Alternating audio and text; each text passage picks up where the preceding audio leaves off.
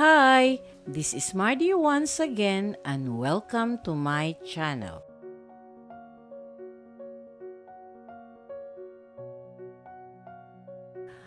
Ang kwentong kong ito ay tungkol kay Luping Alitaptap, si Basyong Gamo-Gamo at ang kwentong Kandila. Halina't makinig at sana'y magustuhan ninyo ang kwento kong ito. If you are new to my YouTube channel, please don't forget to like, comment, and subscribe. At para updated kayo sa mga susunod kong videos, please click the bell notification below. At sana po, don't skip the ads and please watch until the end of my video. Si Luping Alitaptap, si Basyong Gamo-Gamo, at ang kwentong Kandila. Maniwala ka man o sa hindi, naging kaibigan ko ang batang gamo-gamo na tauhan sa lumang kwento ni Dr. Jose Rizal. Nagulat at nalungkot nga ako nang mabalitaan ang trahedyang sinapit niya sa Kandila. At bago siya napahamak, nakakwentuhan ko muna siya. Ang pangalan niya ay Basyong Gamo-Gamo. Hindi lang siya kilala sa lahat ng mga gamo-gamo, tanyag din siya sa lahat ng mga insektong lumilipad dahil sa kakulitan niyang taglay. Hindi sinasadyang nakasalubong ko siya sa isang araw sa isang bulaklak na gumamela. Magandang umaga, Basyong Gamo-Gamo, ang bati ko sa kanya. Magandang umaga din naman, Luping Alitaptap. Matagal na nang muli tayong magkita. Sagot niya sa akin. Oo nga, matagal ko na siyang hindi nakikita. Kahit hindi ko siya matalik na kaibigan. Minsan ay nakakalaro ko naman siya. Makulit ngang totoo ang munting gamo-gamo. May isang pangyayari ngang maghapon siyang hinahanap ng kanyang inang gamo-gamo. Alalang-alala na ito sa paghahanap. Kasama ko siya noon. Naroon kami sa tapat ng simbahan. Hindi ko alam kung anong gagawin niya doon. Basta sumama na lang ako.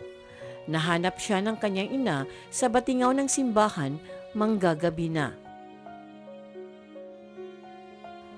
Tinanong siya nito kung anong ginagawa sa harap ng batingaw.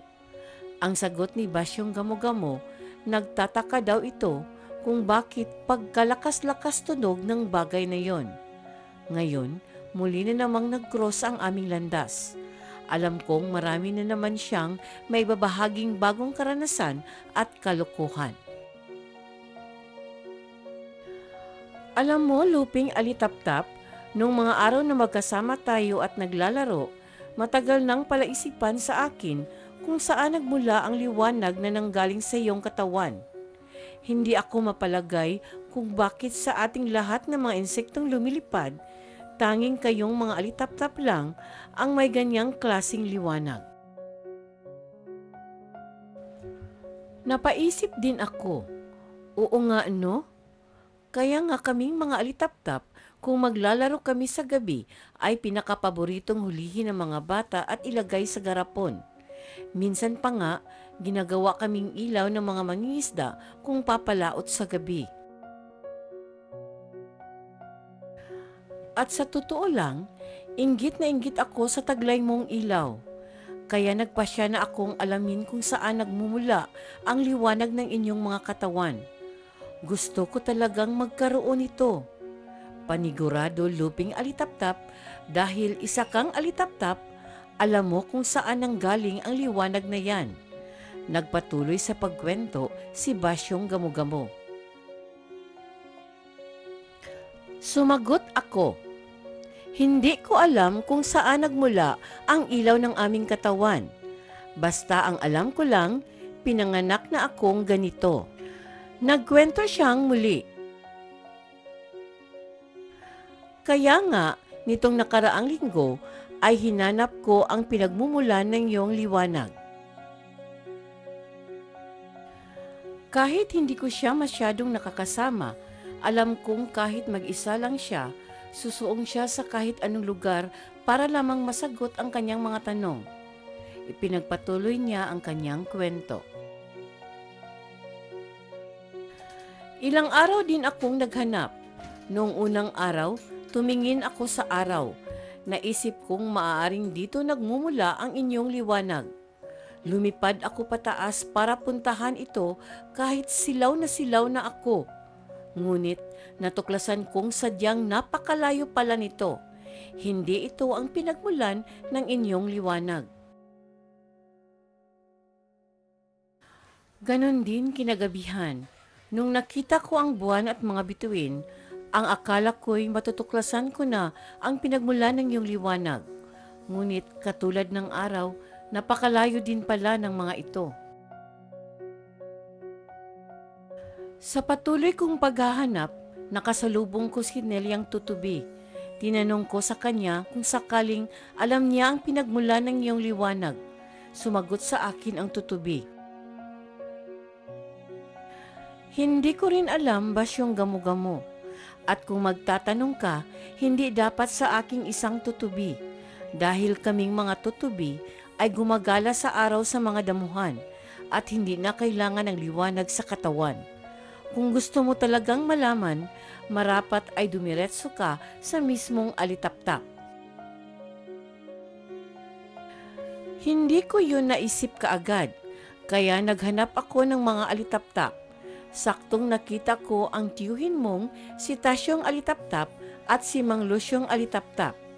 Naroon sila nag-iinuman sa isang dahon ng punong kasoy, doon sa may tindahan ni Aling Selyang sa Lagubang.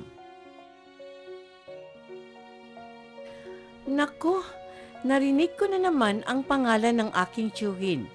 Abay, walang ibang alam kundi ang mag-inom. Ginagawa niya ngang kape sa umaga ang alak. Hindi na ako nagsalita. Hinayaan ko na lang magsalaysay ang munting gamo-gamo sa mga nangyari. Nilapitan ko sila habang nag-iinuman. Tinanong ko, Mang Tasyo at Mang Lucio, sigurado ho akong alam ninyo ang sagot sa matagal ko ng tanong.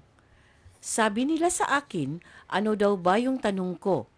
Sabi ko, matagal na po sa aking palaisipan kung saan nagmula ang liwanag ng mga alitaptap.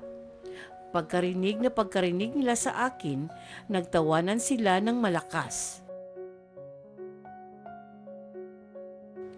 Alam nga nila ang tanong ko sa kanya. Siguro'y alam na alam nila ang sagot. Pagkatapos nilang tumawa, sabi nila hindi rin daw nila alam. Kung meron daw nakakaalam, siguro ang mga tao na yun. Ang tao daw ang pinakamatalino sa lahat. Pero mag-ingat daw ako kung pupunta ako sa bahay ng mga tao. Napakadelikado daw niyon. Kaya nakita ko na lang ang sarili ko sa loob ng isang bahay ng mga tao. Nang nakapasok na ako, nanlaki ang aking mga mata. Nasa harap ko na ang sagot sa matagal ko ng tanong. Sa gitna ng sala ng bahay na may isang lamesa at sa lamesa ay may nakapatong na kung anong bagay na kulay puti at nakatayo. Sa ibabaw ng puting bagay na yon na nakatayo ay may isang malaking liwanag. Tuwang-tuwa ako. Palapit na ako ng palapit nang biglang hipa ng isang batang lalaki ang liwanag na yon. Namatay ang ilaw. Bigla akong nalungkot. Umuwi na lang ako sa bahay. Sabi ko sa sarili ko, baka bukas naroon na ulit ang liwanag sa ibabaw ng kulay puting bagay na nakatayo. Natuwa din ako. Posibleng dito nga nagmula ang liwanag naming mga alitaptap. Interesado na rin ako kaya tinanong ko siya sa mga sumusunod na pangyayari. Nung umuwi na ako sa bahay, di pa rin ako napakali tungkol sa nakita kong puting bagay na nakatayo. Tinanong ko ang aking mama. Gulat na niyakap niya ako nung ikinuwento ko sa kanya ang lahat na nangyari. Ang sabi niya sa akin, ang tawag doon sa puting bagay na nakatayo ay kandila. Wag na wag daw akong magtatangkang pumunta sa liwanag dito dahil ang liwanag daw na naroon sa ibabaw ay napakainit. Yun daw ay apoy. Masusunog daw ako at mamamatay kung susubukan kong lumapit doon. Kinakabahan ako. Baka nga nakamamatay talaga yung apoy ng kandila. Gusto ko sanang sabihin sa kanyang huwag niyang pagtangkaang puntahan ang apoy ng kandila nang biglang may sumigaw. Basyo! Basyo! Nasaan ka na bang bata ka? Mama niya pala yon, tinatawag siya. Hindi ko naman alam, yon na pala ang huli naming pagkikita. Ang kwento sa akin ni Inang Alitaptap, noong gabing napahamak si Basyong Gamo-Gamo, namataan pa siya ng kanyang mama na paikot-ikot sa kandila habang tinitigan ang apoy nito. Takot na nagsisigaw ang kanyang inang Gamo-Gamo, ngunit huli na ang lahat. Dinilaan ng apoy ang kanyang mga pakpak at tuluyang nasunog. Iyak ako ng iyak nang mabalitaan ko yon. Tunay na nakakalungkot ang mawala ng isang kaibigan. Ang sabi pa nga sa akin ni Ina, wag na wag kong tutularan ang kakulitang taglay ni Basyong Gamo-Gamo. Dahil sa kanyang kakulitan, nasawi ang kanyang buhay. Ngunit, kung mayroon mang isang mas mahalagang bagay na natutunan ko sa nangyari sa kanya, hindi yon ang wag maging makulit at pasaway. Oo, alam ko naman na sa tulad kong isang musmus, wag na wag maging makulit at pasaway. Ang mas mahalagang nakuha ko na si Basyong Gamo-Gamo ay isang di pangkaraniwang batang gamo-gamo. Siya yung mahilig gumawa ng sariling daan, tumuklas ng mga bagong bagay, tatahakin ang kahit anong landas, masagot lang ang naglalarong tanong sa isip, nang hindi iniisip ang naghihintay na kahihinatnan. At sa bagay na yon, masaya akong minsay nakilala ko siya.